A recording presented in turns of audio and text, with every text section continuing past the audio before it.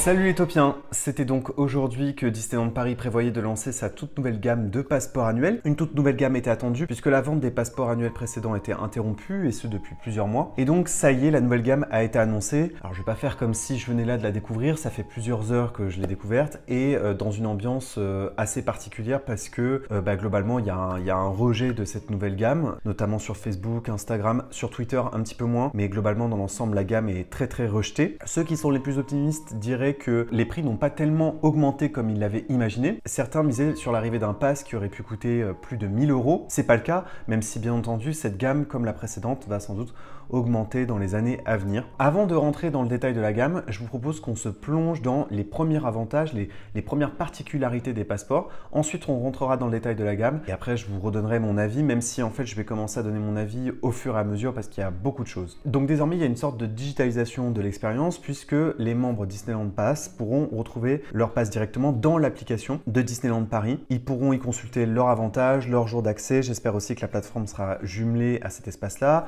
J'espère aussi bien sûr qu'il sera possible d'ajouter le passeport à l'application Wallet ou aux équivalents des autres constructeurs de smartphones. Alors ça, pour le coup, c'est plutôt un bon avantage. On attendait vraiment la digitalisation des passeports.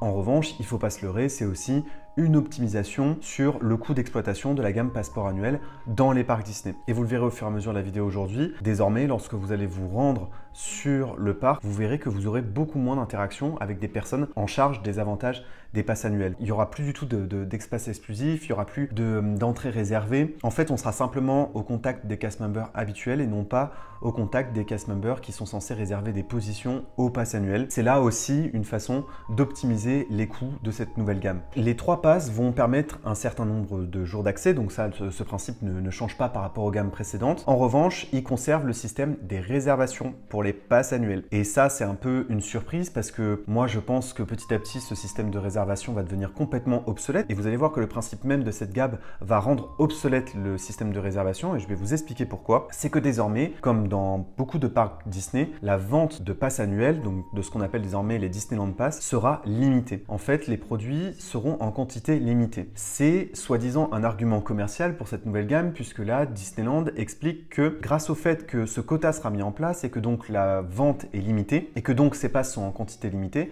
ça veut dire que les membres de cette gamme Disneyland Pass pourront réserver plus facilement des jours d'accès. Autrement dit, il y aura moins de jours complets qu'il y en a actuellement sur la plateforme de réservation. Et je vais vous dire en fait pourquoi c'est une façon trompeuse de présenter les choses.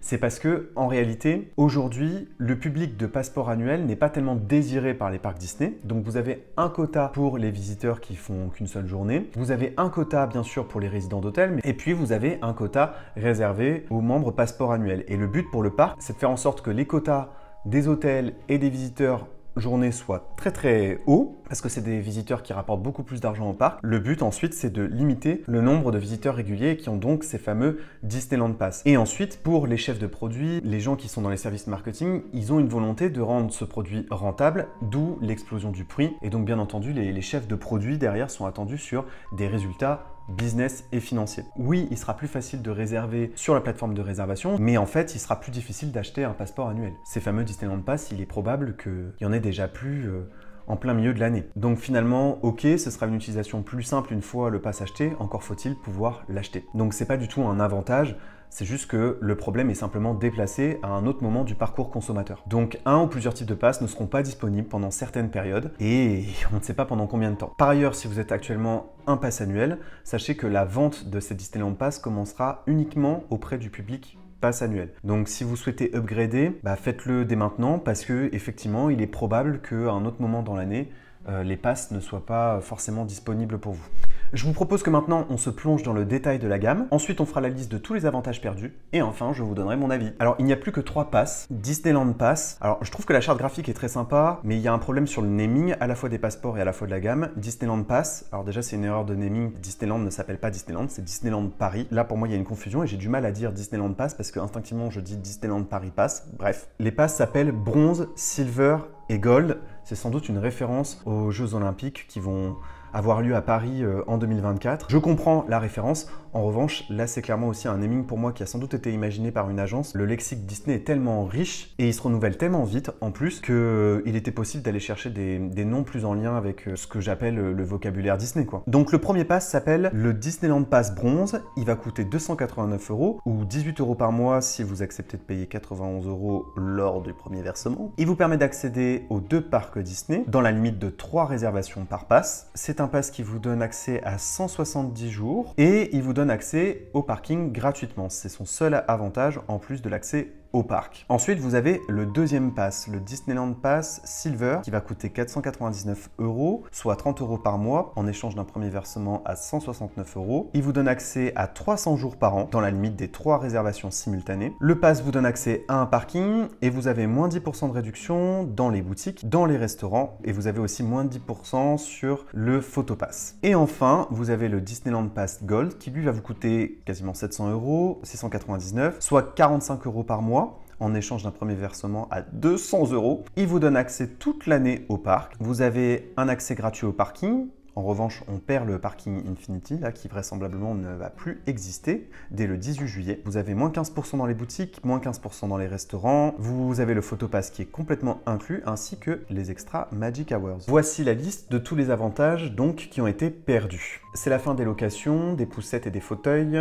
C'est la fin de l'utilisation de la consigne. C'est la fin aussi des accès privilégiés, donc il n'y aura plus de fil dédié pour les passeports annuels à l'entrée des parcs. C'est la fin du parking VIP. C'est la fin aussi de toutes les zones VIP. Et les billets privilèges vont continuer, mais ça sera en fait les billets amis, le retour de ce qu'on appelle les billets amis. C'était présent dans les gammes précédentes, c'est-à-dire à certaines périodes de l'année, la possibilité d'acheter des billets moins chers pour vos amis et la famille. Mais seulement du coup à certaines périodes, alors que les billets privilèges, c'est toute l'année. Et puis, on parle de la perte des avantages, mais il y a l'arrivée de nouveaux avantages. Alors, je mets ça entre guillemets, quand même. Les nouveaux avantages, ce seront des rencontres exclusives avec les personnages Disney. Alors ça, pour le coup, c'est plutôt une belle proposition, parce que de fait, les passeports annuels français sont effectivement fans de personnages un peu plus qu'aux États-Unis, où il est de manière générale plus facile de rencontrer les personnages, parce que moins d'attente, de plus grande amplitude horaire, en espérant que ce soit bien exploité, en tout cas. Et enfin, il y aura désormais 4 soirées dédiées au Disneyland Pass chaque année. Sauf qu'on a vu l'année dernière qu'il y avait des soirées qui avaient été annulées au dernier moment, donc je suis même pas sûr qu'ils puissent tenir cette cadence de soirée. Ça, c'est plutôt un avantage sympathique, étant donné que je pense qu'il y aura plus tellement d'autres soirées Disney, hormis les soirées Disneyland Pass. Et on aura une dès la rentrée qui sera effectivement sans doute sur le grand final du 30e anniversaire. Mon avis sur cette gamme, c'est qu'aujourd'hui, Disneyland Paris est embêté avec le programme dédié aux clients fidèles, donc qu'on appelait avant Pass annuel. Comme je vous le disais tout à l'heure, les Disneyland Pass, donc ces fameux passes, ne sont pas rentables pour Disney. Or derrière, ceux qui sont en charge de la création de ces gammes, ils ont un objectif commercial, ils sont obligés de rentabiliser cette gamme. La stratégie de Disneyland Paris aujourd'hui, c'est de faire venir des visiteurs en nuitée, donc en séjour, et faire aussi venir des visiteurs plus riches, parce que les visiteurs qui sont prêts à mettre le prix sur un ticket journée, comme c'est une visite occasionnelle, ils sont aussi prêts à dépenser beaucoup en restauration, en boutique, et donc ils ont un panier d'achat moyen qui est beaucoup plus gros que, évidemment, les passes annuelles ou les visiteurs des années précédentes qui venaient avec des billets amis à 20 €. Forcément, ces gens-là n'ont pas un panier de dépenses très fort. On ne veut plus du pique-nique dans le parc, on ne veut plus de ces visiteurs qui n'achètent pas. Derrière, Disneyland Paris donne très peu de place aux clients fidèles puisque, comme je vous le disais tout à l'heure, il y a un quota pour les passes annuelles. C'était un quota qu'on remarquait sur la plateforme de réservation parce qu'elle était souvent complète et il y avait un quota pour tous les autres visiteurs. Donc aujourd'hui, le but, c'est de limiter le nombre de clients sur cette gamme et de faire en sorte qu'elle soit un minimum rentable. J'avoue que je m'attendais à ce que le prix soit beaucoup plus haut, on parlait d'un passeport à plus de 1000 €, donc les prix pour moi sont ok, je mets ça entre grands guillemets, parce que bien sûr,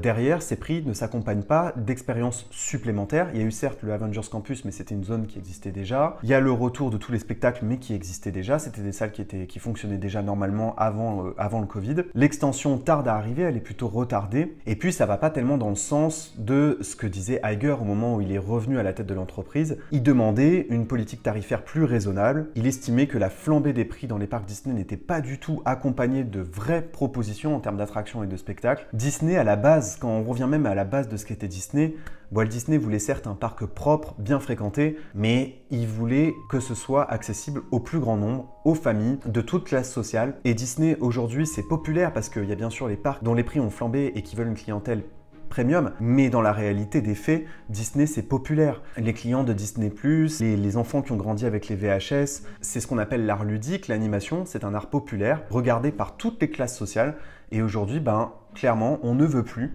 de la classe dite moyenne, pourtant celle qui a permis le succès de Disney, on ne la veut plus sur le parc aujourd'hui, et c'est quand même un peu triste. Cette nouvelle gamme correspond à cet esprit général en ce moment au niveau de la politique tarifaire de Disney. Et donc oui, ça fait réfléchir parce que même si, bien entendu, je vais sans doute acheter l'un de ces passes, on se sent plus forcément désiré par la direction du parc. Et d'ailleurs, pour les équipes derrière, ça doit être très dur de revendre cette gamme et de faire croire que c'est une super nouvelle gamme qui répond aux attentes des consommateurs.